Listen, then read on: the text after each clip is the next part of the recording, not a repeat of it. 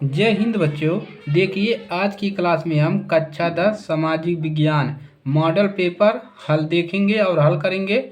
तो इकाई पहला जो है आपका इतिहास इकाई का आपका 3 चैप्टरों का हम मॉडल पेपर यहाँ पर डिस्कस करेंगे। तो आप लोग हमारे साथ बने रहिए और यहाँ से आपके क्वेश्चन आने तय हैं। तो तीसरा चैप्टर जो है आपका भूमंडलीकृत विश्व का बनना, औद्योगिकरण का युग और मुद्रण संस्कृत और आधुनिक विश्व, इन तीनों चैप्टरों का मॉडल पेपर हम डिस्कस करेंगे। तो आप लोग हमारे साथ बने रहिए और जो चैनल पर नए हैं वो सब्सक्राइब कर लीजिए। चलिए शुरू करते हैं। तो सबसे पहले आपको शॉर्ट आंसर देखना है कि शॉर्ट आंसर में क्या क्या पढ़ना है आपको।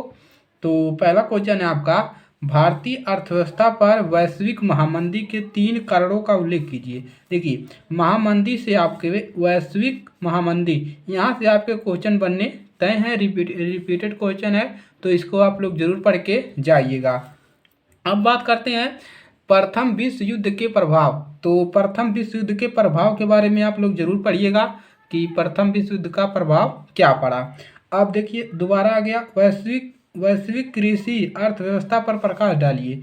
एक क्वेश्चन देखिए पूछ लेता है तो बच्चे कंफ्यूज जाते हैं। वैश्विक कृषि अर्थव्यवस्था पर प्रकाश डालिए वैश्विक के लिए, तो एक क्वेश्चन जरूर आप लोग देखकर जाइएगा। चलिए अगला क्वेश्चन देखते हैं। ब्रेटन वुड्स समझौता क्या था और इसका क्या अर्थ था। ये दो तरह से पूछ सकता है। पहला कि ब्रेटन वुड्स समझौता क्या था और ब्रेटन वुड्स अर्थ क्या है, इसका अर्थ क्या है, ये भी आपसे पूछ सकता है समझौता का क्या अर्थ है। तो इसको आप लोग जरूर देखकर जाइएगा। चलिए अगला क्वेश्चन है सबसे महत्वपूर्ण क्वेश्चन, मोस्ट इम्पोर्टेंट कर लीजिए। ये क्या है, G77 देशों से आप क्या समझते हैं। G77 देशों से आप क्या समझते हैं, इसके बारे में देखिए क्वेश्चन आना तय है आपके पेपर में। तो इसको तैयार करके जरूर जाइएगा, वेरी वेरी शॉर्ट क्वेश्चन में। उसके बाद है 17वीं सदी के बारे में आप लोग जरूर थोड़ा बहुत पढ़ लीजिएगा, यहाँ से भी क्वेश्चन बनते हैं। चलिए अगला क्वेश्चन देखते हैं। ईस्ट इंडिया कंपनी से हर साल दो अंक का पूछता है आपके पेपर में, तो इस बार भी पूछेगा जरूर। तो आप लोग जरूर तैयार करके इसको जाइएगा। अगला क्वेश्चन है आदि औद्योगिकरण का मतलब बताइए। औद्योगिकरण का मतलब बताइए आदि औद्योगिकरण का। तो ये इम्पोर्टेंट क्वेश्चन है, इसको आप लोग तैयार कर लीजिएगा।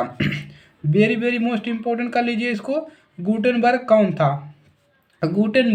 था और गुटेनबर्ग कहाँ का निवासी था, ये भी प्रश्न आपसे बन सकता है। तो इसको आप लोग मोस्ट इम्पोर्टेंट कर लीजिए। मार्टिन लूथर कौन था, उसका योगदान देखिए, मोस्ट इम्पोर्टेंट क्वेश्चन कर लीजिए कि मार्टिन लूथर कौन था, ये पूछ सकता है। मार्टिन लूथर के योगदान बताइए। 2 क्वेश्चन यहाँ से आपके क्लियर हो गए, कौन था और उसका योगदान क्या था। Very very most important question. अगला क्वेश्चन है 11 नंबर क्वेश्चन जो आपको पढ़ना है। मुद्रण संस्कृति ने भारत में राष्ट्रवाद के विकास में क्या मदद की। मुद्रण संस्कृति के बारे में आप लोग जरूर पढ़ के जाइएगा, यहाँ से भी क्वेश्चन आपके बनते हैं। तो ये हो गए यहाँ आपके छोटे क्वेश्चन जो आपके 2 नंबर और 3 नंबर में पूछे जाएंगे। अब चलिए बात करते हैं जो आपके 4 नंबर और 5 नंबर में प्रश्न बनेंगे, वो प्रश्न आपके कौन से पढ़ के जाना है।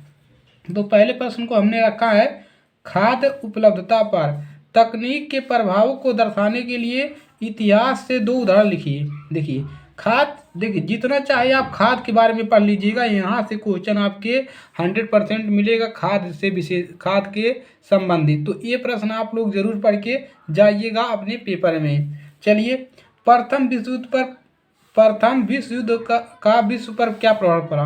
मोस्ट इम्पोर्टेंट क्वेश्चन कि प्रथम विश्व युद्ध जब हुआ तो उसका जो युद्ध हुआ तो उसका विश्व पर क्या प्रभाव पड़ा, इसके बारे में आपको लिखना है। और ये क्वेश्चन बदल के भी आ सकता है, तो कोई टेंशन लेने की बात है नहीं, आप लोग उसको पढ़ लीजिएगा, अच्छे से कर ले जाएंगे। अगला क्वेश्चन है आर्थिक महामंदी के प्रमुख कारणों का उल्लेख कीजिए। देखिए ये आपको 2 नंबर में भी मिला था कि आर्थिक महामंदी के प्रमुख कारणों का उल्लेख कीजिए। महामंदी के बारे में आप लोग जरूर पढ़िएगा, मोस्ट इम्पोर्टेंट क्वेश्चन है, ये आने की संभावना ज़्यादा है। अब चलिए बात करते हैं चौथा क्वेश्चन। 19वीं सदी के यूरोप में औद्योगिकपति मशीनों के बजाय हाथ से काम करने वाले श्रमिकों को प्राथमिकता क्यों देते थे।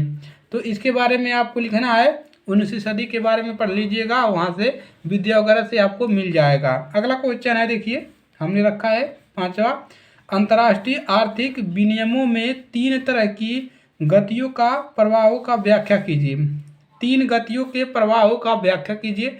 तो ये क्वेश्चन आप लोग तैयार कर लीजिएगा, लॉन्ग क्वेश्चन और शॉर्ट क्वेश्चन आप लोग ज़्यादा तैयार करिएगा।